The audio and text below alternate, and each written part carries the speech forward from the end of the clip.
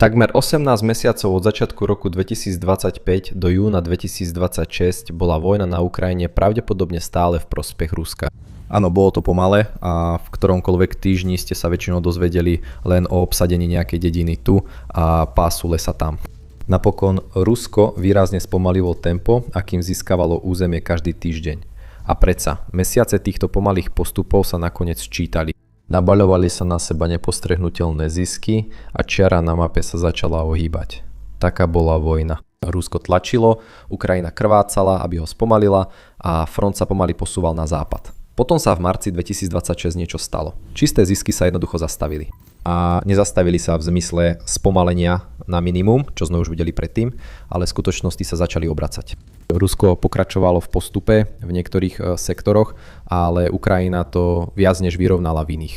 Čísla v závislosti od toho, ktorej mape dôverujete, rozprávajú príbeh. To sa pohybuje od opatrných niekoľkých desiatok štvorcových kilometrov v prospech Ukrajiny v marci cez niečo vyše 100 v apríli až po ešte väčšie číslo v máji. Do bodu, keď sa už hlavne rozprávame o tom, ako veľmi Ukrajina zatláča späť. Prvá vec je zrejma samotná armáda. Hovoríme o ľuďoch, strojoch, palive, munícii, o fyzickej schopnosti neustále nasadzovať armádu do útokov.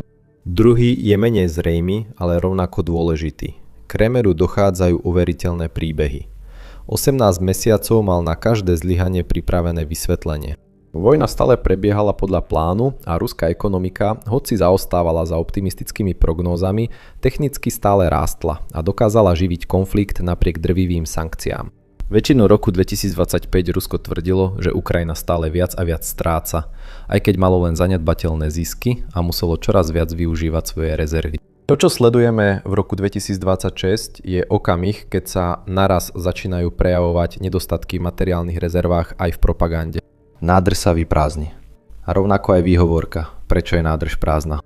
Jedna hlavná vec, ktorú treba mať na pamäti je, že všetky údaje, ktoré máme v začiatku roku 2026, pochádzajú z rôznych zdrojov a môžu byť naklonené v prospech Ukrajiny. Verejne dostupné mapové prehľady sa nezhodujú na veľkosti a pri najúžších údajoch sa sotva zhodnú na smere. Ale celý ruský spôsob je aj tak o tom, že najprv vytlačia nepriateľa a potom rýchlo pošlú posily, aby upevnili pozície. Ak Ukrajina získava späť miesta, do ktorých sa Rusko snaží preniknúť rýchlejšie, než ich Rusko stíha posilniť, potom ruská ofenzíva zlyháva podľa vlastných kritérií. Nezáleží na tom, ako ruské médiá skutočne označujú ovládané územie. Ofenzíva nedosahuje svoj cieľ a strana, ktorá mala brániť, je tou, ktorá určuje tempo. Ešte v marci ste mohli prižmúriť oči a nazvať to sezónnym. Keď sa dostanete k číslam za máj, sezónny príbeh už stratil zmysel. A práve tam začíname. Prvým faktorom je počasie. Vlhkosť, dážď, sneh, topiaci sa ľad môžu byť pre pohyb ťažkých vozidiel smrteľné. A aj vo vojne, ktorú definujú drony a malé infiltračné týmy, obrnené vozidlá sú stále dôležité a každý, či už operátor dronu alebo nie, musí byť zásobovaný. Minulá zima bola chladnejšia a vlhkejšia ako rok predtým, čo znamenalo oveľa viac snehu. V marci sa ten sneh roztopil a nastala naozaj brutálna sezóna blata, ktorá premenila ukrajinské a ruské polné cesty na niečo podobné polievke. Ofenzíva sa preto zasekla. Víťazným ťazom Ruska tu bolo obviniť počasie. Nikto neurobil zlé rozhodnutie, tvrdia oni. Pôda jednoducho zmekla bez ohľadu na to, že to bolo práve Rusko, ktoré určovalo tempo postupu za posledný rok. Ale potom sa musíme pozrieť na nezrovnalosti. Teória o blate naznačuje zamrznutý, zastavený front, nie postup Ukrajiny. Ak by toto bol celý príbeh, očakávali by ste, že obe armády budú uviaznuté na mieste a rovnako preklínať počasie. Napokon obe krajiny mali technicky 10 ročia výcviku na podobnom teréne, keďže podnebie blízkosti Ukrajiny a juhozápadných oblastí Ruska je prakticky rovnaké. Takže počasie je skutočné a pomáha spomaliť tempo ruského postupu. Ale je to prvý príklad vzoru, ktorý môžete vidieť znova a znova. S pohodlným, Kremľu priaznivým vysvetlením, ktoré objasňuje, prečo sa Rusko zastavilo. Ale nápadne neobjasňuje, prečo teraz Rusko stráca územie. Druhým faktorom je stromová hranica, ktorá je všeobecne jedným z najkrajších pohľadov v krajine. Nekonečné zlaté polia pod obrovskou modrou oblohou. Je to v podstate inšpirácia pre ukrajinskú vlajku a ukazuje úlohu Ukrajiny ako významného producenta a exportéra pšenice a obilnín. Ale keď sa pozriete na okraje tých polí, nájdete tam rady stromov. Odborný termín je vetrolam. Tieto existujú preto, lebo bez nich vietor odnáša ornicu a Ukrajina by prestala byť obilnicou Európy. Tie isté vetrolamy poskytujú vynikajúci úkryt pre postupujúcu pechotu, ktorá sa snaží ukryť pred dronmi nad hlavou. Istým spôsobom ten program ochrany pôdy z 30. rokov minulého storočia v skutočnosti pomáha ruským útočným skupinám nepozorovane sa posúvať pred. Ale aj v roku 2024 začala Ukrajina používať oheň. Vybavovala drony provizornými plameňometmi, aby vypaľovala vetrolamy a odhaľovala ruské pozície. Aj keď rozsah ukrajinského úsilia o odstránenie krytu v roku 2026 nie je jasný, akýkoľvek rozsah by mohol stačiť na to, aby sa Rusku odňala jedna z mála výhod pri presune medzi husto obývanými miestami. A aj tu je prvok, kde ruské zdržiavanie nedáva zmysel. Spálené línie stromov by mali zastaviť postup ruskej pechoty, ale zároveň to sťažuje Ukrajine postup cez rovnaké územie, pretože kryt poskytuje výhodu obom stranám. Čo nás privádza k tretiemu faktoru, tomu, kde sa tempo skutočne zmenilo. Internetové pripojenie a Starlink. Ruské jednotky v skutočnosti zabezpečovali komunikáciu na fronte cez pašované a ukoristené terminály Starlink, čo je ten istý satelitný internet, ktorý udržiaval Ukrajinu pripojenú od roku 2022. Rusko ich nikdy nemalo mať, keďže SpaceX ich v Rusku nepredáva, ale začiatkom februára 2026 sa to skončilo. Po rokovaniach medzi Elonom Muskom a novovymenovaným ukrajinským ministrom obrany Michailom Fedorovom SpaceX podnikol kroky na zablokovanie neautorizovaného ruského prístupu. Ukrajina predložila zoznam povolených svojich vlastných terminálov, zatiaľ čo všetko ostatné v okupovaných zónach zhaslo. Musk svojím typickým spôsobom zverejnil, že kroky podniknuté na zastavenie neautorizovaného ruského využívania sa zdajú byť účinné a verejne sa opýtal, či je potrebné urobiť viac. Účinok bol okamžitý. A tu sa propaganda začína vyostrovať. Ukrajinskí predstavitelia hlásili, že útoky sa takmer zo dňa na deň zastavili a Centrum pre európsku politickú analýzu tvrdilo, že by to mohlo spôsobiť kolaps celej ruskej vojenskej komunikácie. A samotný Pentagón neskôr vyhodnotil, že Ukrajina znovu získala približne 400 štvorcových kilometrov po deaktivácii týchto terminálov, čo znamenalo prvý skutočný úspech Kieva od roku 2033. Teraz to porovnajte s oficiálnou líniou Kremľa, ktorá mesiace tvrdila, že ruskí vojaci nikdy nepoužívali Starlink, ani nemali prístup k tejto sieti. Toto tvrdenie nikdy nebolo úplne dôveryhodné a v okamihu, keď terminály prestali fungovať a útok sa zastavil, sa stalo nemožným mu veriť. Nemôžete zároveň tvrdiť, že vaša armáda nie je na niečom závislá a potom sa očividne zaseknúť v momente, keď vám to vezmu. A príbeh o upratovaní je pre Moskvu takmer horší ako pôvodný problém. Odpoveďou Ruska je domáca satelitná sieť nazývaná Resvet, čo znamená úsvit. Podľa prvých správ by mala byť komerčne dostupná do roku 2027. Problém je však v aritmetike. Analytici tvrdia, že takáto konštelácia potrebuje aspoň 250 satelitov, aby fungovala ako spoľahlivá sieť. Do júna 2026 mala Resvet na obežnej dráhe 16 satelitov a o jeden z nich dokonca prišla, pričom program už meška za vlastným harmonogramom. Pre porovnanie, spoločnosť SpaceX prevádzkuje viac ako 10 000 satelitov. Takže uistenie z Kremľa, že náhrada príde, uvádza len termín v roku 2027. To znamená, že frontové jednotky budú čeliť problémom s velením a riadením až do roku 2027 a aj to je optimistický odhad. Štvrtý faktor prichádza takmer v rovnakom momente a je to dvojitá rana, ktorú si Rusko, čo je pozoruhodné, zasadilo samo. Telegram. Približne v čase, keď terminály Starlink prestali fungovať, internetový cenzor Kremľa, Roskomnadzor, začal obmedzovať funkčnosť Telegramu. Bolo to politické rozhodnutie, nevojenské. Telegram je miesto, kde Rusi zdieľajú svoje sťažnosti, kde sa šíri nespokojnosť a dokonca aj miesto, kde by sa mohli organizovať protestujúci. Obmedzovanie je spôsob, ako štát kontroluje naratív tým, že riadi platformu. Bol tu však jeden malý problém, pretože aj ruské jednotky koordinovali svoje činnosti cez Telegram. Takže v tom istom okamihu, keď invázna armáda stratila prístup na internet, stratila aj platformu, na ktorú sa mnohí vojaci spoliehali pri komunikácii. A namiesto toho Rusko propagovalo svoju vládou podporovanú alternatívu s názvom Max. Aj keď bola aplikácia spočiatku propagovaná koncom leta 2025, v roku 2026 bola označená za aplikáciu s vážnymi bezpečnostnými problémami.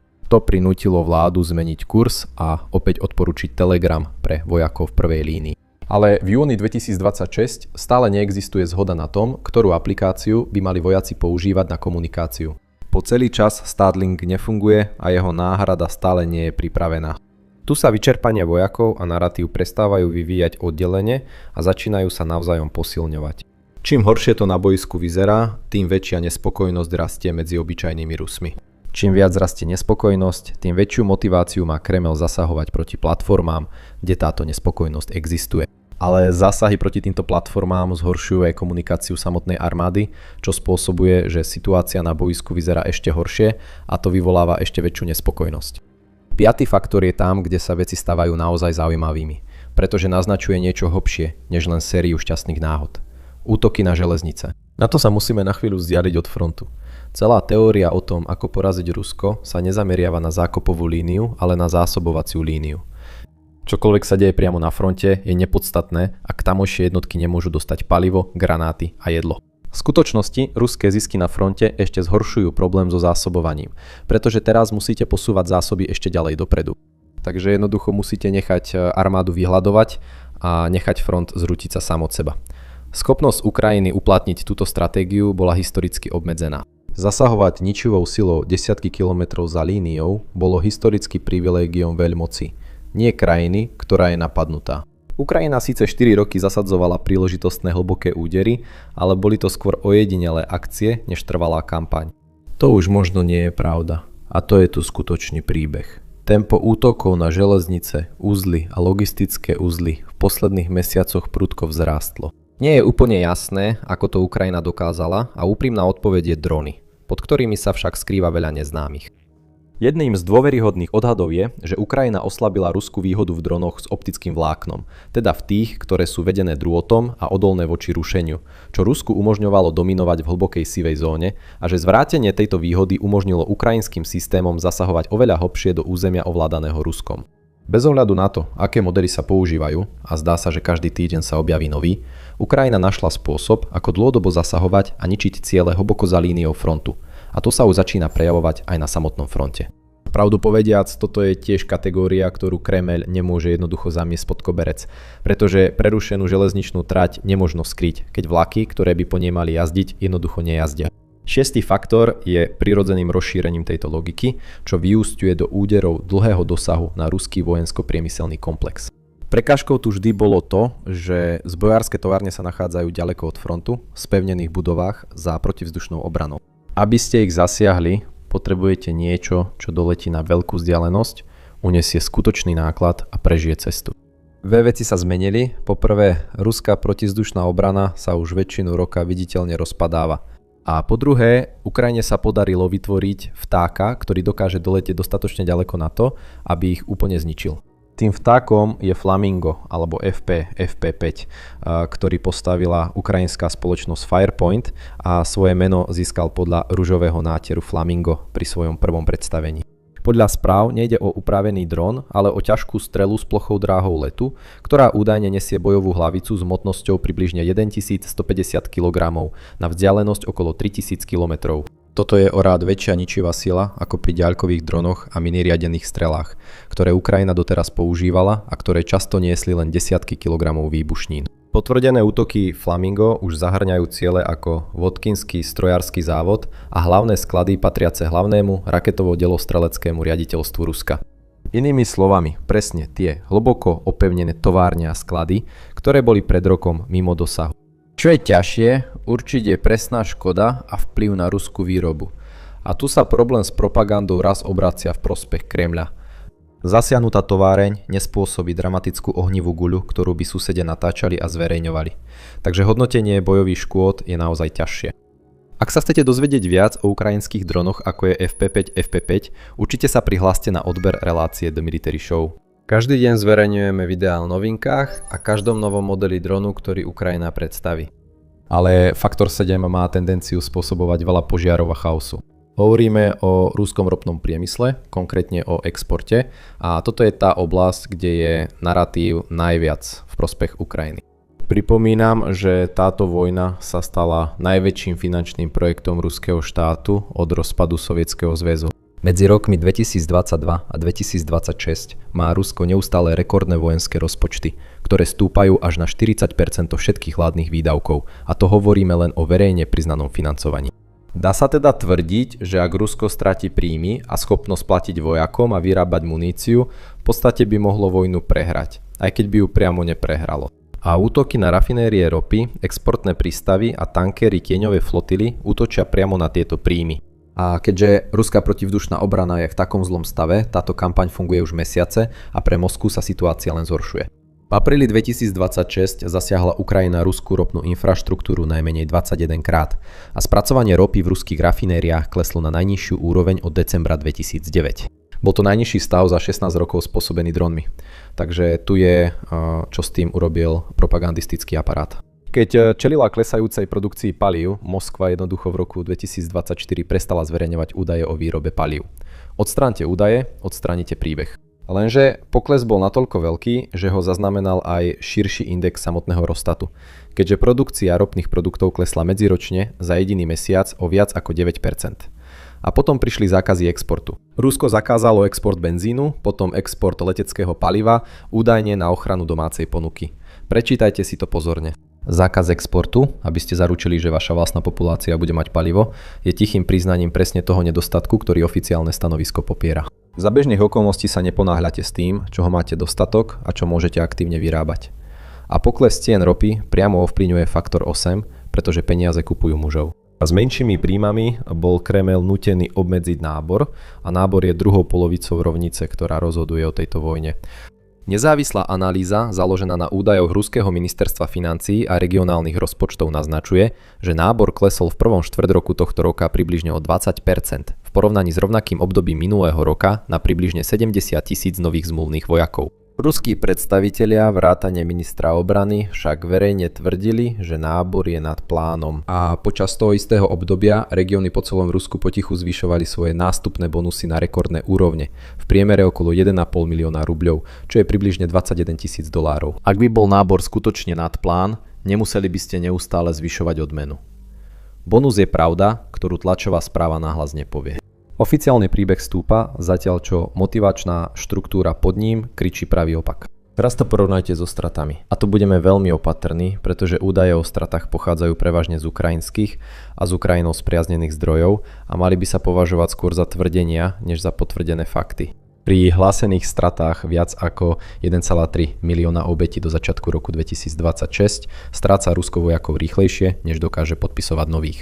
Za február 2026 sa straty odhadovali na 40 000 vojakov, zatiaľ čo nábor sa odhadoval len na 35 000. Toto je deficit 12,5%, čo je oveľa viac, než by sa dalo považovať za udržateľné pre krajinu, ktorá tvrdí, že vyhráva vojnu. Aj keby sme odliadli od konkrétnych čísel, základná logika je, že útočiaca armáda potrebuje výrazne viac ľudskej sily ako obrana. A keď sa pozrieme na počty vojakov, Rusko v skutočnosti začalo s iba 190 000 nasadenými vojakmi na Ukrajine. Do roku 2025 malo Rusko podľa ukrajinského prezidenta Volodymyra Zelenského nasadených približne 600 000 vojakov. A aj tu je veľký rozdiel, keďže Zelenský uviedol, že Ukrajina mala nasadených 88 000 vojakov. Takže aj začiatkom roku 2025 Rusko zjavne stratilo výhodu v počte vojakov, ktorú malo. A to ani neberieme do úvahy rozdiel v technologickom rozvoji a prístupe. Ale počas celého roku 2025 Rusko stratilo viac vojakov, než naverbovalo. Väčšina konzistentných odhadov naznačuje, že Rusko stratilo 415 000 vojakov, pričom cieľ náboru bol 409 000. Aj keď je to pomerne nevýznamná strata, vyvracia to akúkoľvek predstavu, že Rusko v skutočnosti zhromažďuje viac vojakov proti Ukrajine a vyhráva širší konflikt. A najpôsobivejšie úspechy Ukrajiny sa dajú ľahšie vysvetliť skutočnou kontrolou vzdušného priestoru, vrátane nadvlády dronov, schopnosti útočiť do hĺbky a faktorov kolapsu komunikácie. Toto je pre Ukrajinu ešte lepšie, keďže narratív Kremľa za posledné 4 roky je, že na fronte nie je dôvod na obavy a že ruské obyvateľstvo nepocíti dôsledky špeciálnej vojenskej operácie.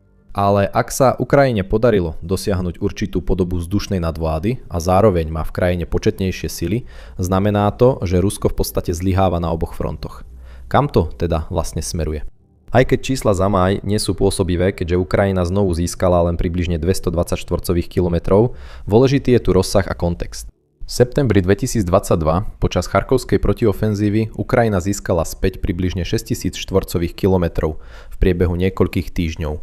Dokonca aj protiofenzíva v lete 2023, ktorá je dnes považovaná za sklamanie, priniesla v júni približne 377 štvorcových kilometrov a v júli 257, kým sa do septembra neznížila na menej ako 2 štvorcové kilometre.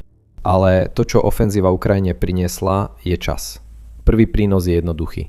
Ak Rusko získa iniciatívu späť, bude to mať oveľa ťažšie ako predtým. Ale existuje aj jemnejší, zaujímavejší prínos. Silná obranná línia je poistkou. A poistka mení správanie. Umožňuje Ukrajine riskovať v útoku spôsobom, aký by si inak nemohla dovoliť, pretože následky neúspešného útoku už nie sú katastrofálne. Toto bol v skutočnosti jeden z tichých dôvodov, prečo ofenzíva v roku 2023 viazla. Kyjev sa nikdy úplne nezaviazal, pretože v prípade neúspechu nebola pod ním žiadna záchranná sieť. A je tu ešte jeden posledný dôsledok, ktorý stojí za zváženie a týka sa rokovacieho stola. Trvalý ukrajinský úspech môže zmenšiť vyjednávaciu priepasť, ktorá spôsobila, že sa táto vojna tak dlho vlečie. Rusko nemôže dôveryhodne požadovať zvyšok Donbasu, ak neexistuje žiadna reálna vojenská cesta, ako by Rusko mohlo zvyšok Donbasu na bojsku získať. To zase znamená, že je nepravdepodobné, že by ústupok Ukrajiny v otázke Donbasu jednoducho umožnil Rusku zoskupiť sa a pokračovať v konflikte o niekoľko rokov neskôr. Ale v konečnom dôsledku Ukrajina nemusí úplne získať späť celé svoje územie, pretože Rusko sa pomaly rozpadá znútra. A ak to bude pokračovať, možno nebude schopné udržať túto vojnu ešte dlho. Opotrebovávacia vojna v roku 2025 a zlomenie ofenzívy v polovici roku 2026 len znamenajú, že vnútorný kolaps je oveľa bezprostrednejší. Ak sa chcete dozvedieť viac, pozrite si toto video. A ako vždy, nezabudnite sa prihlásiť na odber kanála do Military Show, aby ste mali aktuálne informácie o svetovej geopolitike.